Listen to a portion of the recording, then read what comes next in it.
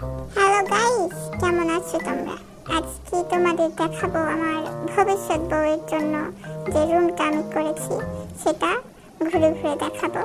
দাঁড়াও, আগে একটা স্প্রে মারা দিই, মানুষজন আবার নজর টজর না দেয়। আসলে এই রুমটা আমি অনেক সুন্দর করে সাজাইছি আমার বউয়ের জন্য।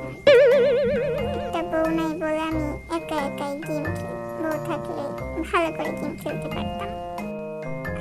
কি আর বলবো আমার পোড়া কপালের কথা। যাই হোক, একটা কষ্টের গান শুনি, যদি মনটা ভালো হয়। একটা ভাইরাল গান বেরোছে না, ওই দিয়ে এখন চালানো। দুষ্টু কুকিলটা কে রে, কুকু কুকু কুকু। মনের আর কি দোষ, বাসি তো বাজাবি, একটা বউ নেই বলে কথা। তো চলো রুমটা দেখাই। এই যে এটা হচ্ছে কি আমার ভবিষ্যৎ বাচ্চার ছবি। তো বললো না আবার ছবিটা এমন কেন, কারণ ছবিটা এমনই, এটা আমি আঁকাইছি। আসলে আমি অনেক ভালো মানের আর্টিস্ট তো।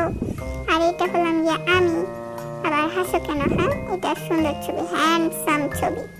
দেখি তো কেউ মেসেজ দিল নাকি। একটা মেয়ে পটাইতে পারি না দেখি আমরা শুয়ে আসি, আমার মোবাইল ঘাটন লাগে। তোমরা কি আমার একটা বউ দিতে পারো না? একটা বউয়ের অভাবে আজকে আমি নিজে রান্না করে খাইতেছি। এই দুঃখ কই রাখবো? ভাত আর আলু ভর্তাই খাইতে পারি। দেখবা আমার কত শক্তি। এই মারলাম,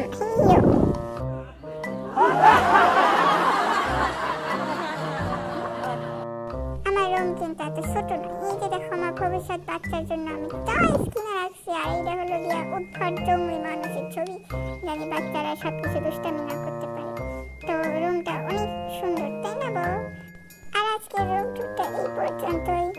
পরে আবার দেখা হবে। তোমরা আমার জন্য একটা বউ খুঁজতে থাকো। টাটা।